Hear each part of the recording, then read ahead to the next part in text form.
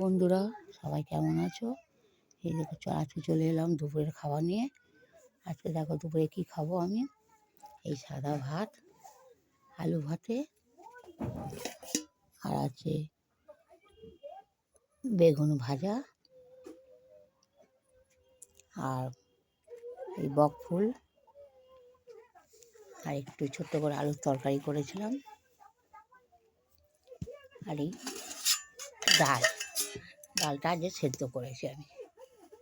এই দুপুরের খাওয়া। কেন আজকে একটু তাড়াতাড়ি খেতে বসেছি, কেন তোমার দাদাকে না খাইয়ে আমি এক জায়গায় একটু বেরোবো, একটু দরকার আছে আমার, খুব আর্জেন্ট, অনেক দূরের রাস্তা। ওই জন্য একটু তাড়াতাড়ি খেয়ে নিয়ে আমাকে বেরিয়ে যেতে হবে।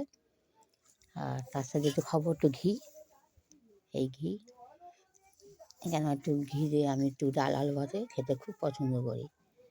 তা যাই হোক, আজকে দুপুরে এই খাওয়া। আর